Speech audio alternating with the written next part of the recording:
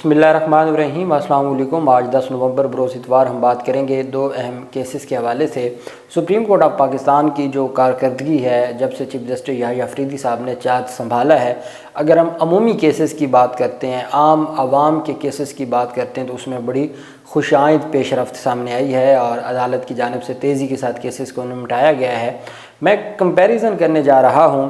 एक दिन पहले chief justice of Bharat, India के जो चीफ जस्टिस हैं वो रिटायर हुए हैं, उनमें और हमारे जो साबिक चीफ जस्टिस हैं जो रिटायर हुए काजी फ़ाइज़ ईसा, उनमें कंपैरिजन आपके सामने रखने जा रहा हूं कि दुनिया कहां पहुंच चुकी है और हम आज भी अपने दादे दादियों के किस्से सुना के चाहते हैं कि जो अपना पब्लिक ऑफिस होल्ड करते हैं हम उसके ऊपर लोगों से दाद वसूल कर लें, लेकिन हमारी कारकर्दगी ना हो, हमारी कोई कंट्रीब्यूशन ना हो, हमने आइन की कोई खिदमत ना की हो, लेकिन हम कहें जी कि चूँकि हमारे दादा कायद आज़म मोहम्मद अली जिन्ना के साथ थे या तहरीक पाकिस्तान के साथ थे या हमारे दादा ने कोई किसी जंग में हिस्सा लिया या हमारे वालिद ने किसी जंग में हिस्सा लिया, और हम इन चीज़ों को प्रोपिगेट करके दाद वसूल करना चाहते हैं, लेकिन हमारी कंट्रीब्यूशन कोई ना हो, जिस ओहदे पर हम बैठे हों उसमें हमारी कोई ज़िम्मेदारी जो बनती है वो हम ज़िम्मेदारी अदा ना करें, तो मैं समझता हूँ कि इन किस्से कहानियों से कुछ नहीं होता।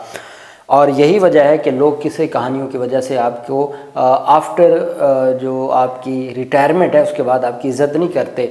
और कुछ लोग तो ऐसे होते हैं जो इतने बदकिस्मत होते हैं कि जब ओहदों पर बैठे होते हैं तब भी उनकी इज़्ज़त नहीं होती।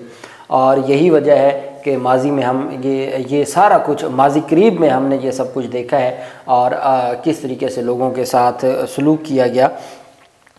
अब हमारे जो चीफ जस्टिस थे काजी फ़ाइज़ ईसा, आप जानते हैं कि कई महीने वो चैम्बर वर्क करते रहे और फिर उसके बाद जब उनकी जानिब से वो रिटायरमेंट के करीब था तो फिर भी कई दिन वो चैम्बर वर्क करते रहे जी कि पुराने मुकदमात कौन से थे जी कि जी आइनी तरमीम के ख़िलाफ़ दरख्वास्त खारिज हुई है उसका फ़ैसला लिखना है, जो उस वक्त मुजवज़ा आइनी तरमीम थी। केस क्या है जी कि पीटीआई का बल्ले के निशान से मुतल्लिक़ जो रिव्यू पिटीशन थी उसके ऊपर फ़ैसला आना है, तहरीर हुक्मनामा लिखना है। अब सिर्फ पाकिस्तान तहरीक इंसाफ के केसेस या इस तरह के जो मुकदमात हैं या जो मुनाल रेस्टोरेंट से मुतल्लिक जो तौहीन अदालत थी, ऐसे मुकदमात को निपटाना है और बाकी जो कारकर्दगी है वो हमें कहीं नज़र नहीं आए, सिवाय फैमिली मुकदमात में ख़वातीन के हकूक़ के हवाले से चंद एक जजमेंट्स के अलावा और कोई ऐसा कोई नहीं है।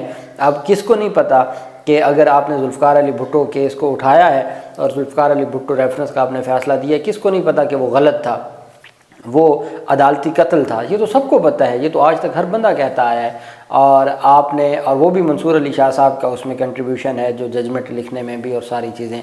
फिर उसके बाद आपने आर्टिकल 63A के हवाले से किया, सबको पता है आपका उसके पीछे क्या मकासद थे। नवाज शरीफ की जो ताहयात नहली का ख़ात्मा है, तो ये वो सारी चीज़ें हैं जो कौम जानती है। कोई ऐसा काम नहीं किया कि जो मुबारक सानी केस का आप जानते हैं 3 दफ़ा रिव्यू हुआ और एक के बाद दूसरा, दूसरे के बाद तीसरा रिव्यू हुआ और ये सिलसिला जारी रहा। और फिर जिस दिन उनकी रिटायरमेंट थी तो उस दिन 5 जजेज़ to senior जजेज़ of the supreme court, उनकी जो फेयरवेल थी या उनका जो उनकी अलविदाई रेफरेंस था उसमें मौजूद ही नहीं थे जी। क्या किसी मुल्क में ऐसा भी हुआ है कि जो सीनियर जजेज़ हैं वो मौजूद ही ना हो? 5 जजेज़ मौजूद नहीं थे। लेकिन अब जब हम बात करते हैं चीफ जस्टिस ऑफ इंडिया की, तो वो कैसे किस भरम और रोब और इज़्ज़त के साथ रिटायर हुए, और रिटायरमेंट के दिन जिस दिन उनका रेफरेंस था उस दिन भी उन्होंने अपना रेफरेंस शाम के वक्त रखवाया कि मैं दिन में केसेस सुन लूँगा, मैं उस दिन की तनख्वाह ले रहा हूँ बतौर चीफ जस्टिस ऑफ इंडिया। चूँकि मैं उस दिन की तनख्वाह ले रहा हूँ तो मेरी ज़िम्मेदारी बनती है कि मैं इन मुकदमात को सुनूँ। 45 मुकदमात आखिरी दिन जो उनकी रिटायरमेंट का दिन था उस दिन 45 मुकदमात वो सुन के गए हैं और बड़ी दिलचस्प उनकी जानिब से बात की गई। उन्होंने जो गुफ्तगू की, आपको अंदाज़ा हो जाएगा कि दुनिया कहाँ पहुँच चुकी है, कहाँ भारत की हमसे इतनी ज़्यादा आबादी और वहाँ 33 जजेज़ हैं चीफ जस्टिस समेत, और पाकिस्तान में इन्होंने 34 जजेस कर दिए, चीफ जस्टिस समेत 34 जजेस कर दिए हैं पाकिस्तान में। और उन लोगों का लेवल क्या है? Chief justice of India justice Chandra جو گزشتہ روز مدت ملازمت مکمل ہو کے وہ ریٹائر ہو گئے، چندی گڑھ میں اپنے عدالتی سفر کے آخری دن انہوں نے اپنے تاثرات کورٹ میں شیئر کیے، جو ان کے ساتھی ججز اور وکلاء ان کے ریفرنس میں وکلاء اور ججز سے جو حال تھا وہ کھچا کھچ بھرا ہوا تھا۔ جو لوگ عزت کے ساتھ اپنا ٹینیور گزار کے جاتے ہیں، تفریق نہیں پیدا کرتے، تقسیم نہیں پیدا کرتے، اپنے ساتھیوں کی جڑیں نہیں کاٹتے، ان کو کیسے عزت ملتی ہے، پورا کمرہ جو حال تھا وہ کھچا کھچ بھرا ہوا تھا۔ ریٹائر ہونے والے چیف جسٹس نے کہا وہ ان سے معافی کے خواستگار ہیں جنہیں نادانستہ طور پر ان سے تکلیف پہنچی ہو۔ آخری شام کہتے ہیں کہ میں نے رجسٹرار نے مجھ سے پوچھا الوداعی تقریب کس وقت ہونی چاہیے، تو میں نے کہا 2 بجے کے بعد رکھ لینا، کیونکہ ہم اس وقت تک کافی کام نمٹا سکتے ہیں۔ پھر میں نے خود سے مسکرا کر سوال کیا کہ کیا جمعہ کی جو سے پہر ہے 2 بجے کورٹ روم میں کوئی اور بھی ہوگا؟ کہتے ہیں کہ جمعہ والا دن جو کہ 12 بجے تک ورکنگ ڈے ہوتا ہے، کہتا ہے کہ میں نے کہہ تو دیا، جمعے کا دن ان کا آخری دن تھا، کہتے ہیں میں نے کہہ تو دیا ابھی 2 بجے اور اس کے بعد رکھیے گا۔ پھر کہتے ہیں میں نے مسکرا کر خود سے پوچھا کہ جمعے والے دن 2 بجے کورٹ روم میں کوئی اور بھی ہوگا یا اکیلا میں ہی ہوں گا؟ کہتے ہیں کہ جو جسٹس چندرا نے ایک لمحہ لیا اور انہوں نے عدالتی روایات سے متعلق گفتگو کی۔ انہوں نے کہا میں بطور نوجوان وکیل میں نے دلائل کا ہنر سیکھا اور کورٹ روم کی قابل قدر روایات کو سیکھا۔ ہم سب یہاں زائرین ہیں اور جو کام کرتے ہیں وہ کیسز کو سنوارتا یا بگاڑتا ہے۔ یہاں عظیم ججز رہے ہیں جنہوں نے اس عدالت میں فرائض انجام دیے، اور ہمارے والے جو ریٹائر ہوئے انہوں نے سوائے پچھلے ججوں کو ان کے فیصلوں پر ججز کو ذاتی طور پر، جس پر حسن اظہر رضوی نے باقاعدہ اضافی نوٹ لکھا کہ ہم اپنے فیصلوں میں سابق ججز کے فیصلوں کو تو تنقید کریں، ججوں کے اوپر تو تنقید نہ کریں، ہم ان کو تو نہ رگڑا لگائیں۔ یہاں پر وہ اپنے سابق ججز کی تعریفیں کہہ رہے ہیں، یہی روایات ہیں، اور وہاں پر کیا کچھ ہوتا رہا۔ کہتے ہیں یہاں عظیم ججز رہے ہیں، یہاں اپنے علاوہ کسی کو عظیم سمجھتے ہی نہیں، یہاں اپنے علاوہ کسی کو آئین، وہ کہتے تھے آئین کی کتابیں، آئین بھی پڑھ لو، خدا کے لیے آئین کے مطابق چلو۔ ان کو یہ لگتا تھا کہ جو سپریم کورٹ کے بھی جج بیٹھے ہیں آئین ان کو بھی نہیں پتہ، نہ ہائی کورٹ کے ججز کو پتہ ہے۔ کہتے ہیں جنہوں نے اس عدالت میں فرائض انجام دیے، میرے جانے سے کوئی فرق نہیں پڑے گا، کیونکہ جسٹس کھنہ چارج سنبھالیں گے جو ایک باوقار شخص ہے۔ وہ اپنے جو جونیئر ہیں، جو اس وقت چیف جسٹس کھنہ جنہوں نے چیف جسٹس بننا تھا، ان کے بارے میں کہتے ہیں میرے جانے سے کوئی فرق نہیں پڑے گا، چونکہ مجھ سے بعد جو چارج سنبھالنے والے ہیں جسٹس کھنہ ہے، چونکہ وہاں سینیورٹی ہے، سینئر جج ہی چیف جسٹس بنتا ہے، وہ کہتے ہیں وہ مجھ سے زیادہ باوقار ہے۔ انہوں نے اپنے جانشین کی صورت میں ادارے کے مستقبل کے بارے میں اعتماد کا اظہار کیا۔ اپنے عدالتی سفر کے پائیدار ہونے کے بارے میں انہوں نے کہا کہ جج شپ کی وجہ سے میں نے اپنا سفر جاری رکھا، میں آپ میں سے ہر ایک کا شکر گزار ہوں۔ آپ سب سے میں نے قانون اور زندگی کے بارے میں سیکھا۔ اپنے آڈینس کو کہہ رہے ہیں کہ میں نے آپ سے سیکھا، میں نے زندگی کے بارے میں بہت کچھ سیکھا، آج بھی میں نے 45 کیسز ڈیل کیے۔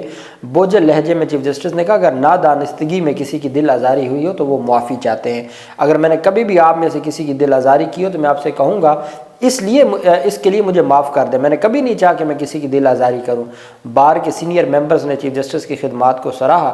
ان کے جانشین جسٹس سنجیو کھنہ، جسٹس جو باقی ججز تھے، انہوں نے بھی ان کی قانونی مہارت اور انصاف کے لیے ان کی انسانیت بھری اپروچ کو سراہا۔ آپ کو یاد ہوگا جو کیجریوال کا معاملہ تھا، ان کو 1 ہفتے کے لیے سپریم کورٹ نے انتخابات سے پہلے 1 ہفتے کی حفاظتی ضمانت دی تھی کہ آپ جائیں اور انتخابات لڑیں، اور انتخابات لڑنے کے بعد پھر وہ گرفتار ہوئے تھے اور بعد میں پھر ان کی ضمانت ہوئی۔ چیف جسٹس اور جو سینئر جو سولیسٹر تھے انہوں نے کہا کہ چیف جسٹس ایک غیر جانبدار قیادت کے حامل تھے۔ بطور حکومت کے ہم نے چند کیس جیتے اور زیادہ ہارے، لیکن ہم جانتے ہیں کہ ہم عدالت کو قائل نہ کر سکے اور ہم اپنا نقطہ نظر آگے نہ بڑھا سکے۔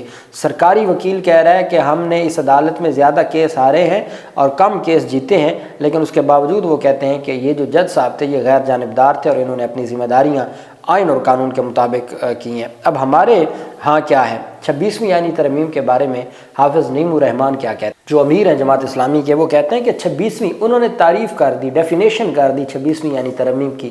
کہتے ہیں 26ویں آئینی ترمیم کیا ہے؟ حافظ نعیم الرحمان کہتے ہیں 26ویں آئینی ترمیم ہے اپنی مرضی کے جج لگانا۔ یہ انہوں نے ڈیفائن کر دیا۔ پورا وہ کہتے ہیں نا دریا کو کوزے میں بند کر دینا، انہوں نے پوری جو ڈیفینیشن ہے کہ 26ویں آئینی ترمیم کیا ہے، کہتے ہیں 26ویں آئینی ترمیم ہے اپنی مرضی کے جج لگانا، یہ پاکستان ہے، یہ پاکستان میں ججز لگائے جا رہے ہیں، یہ سپریم کورٹ کا حشر نشر کر کے رکھ دیا گیا ہے۔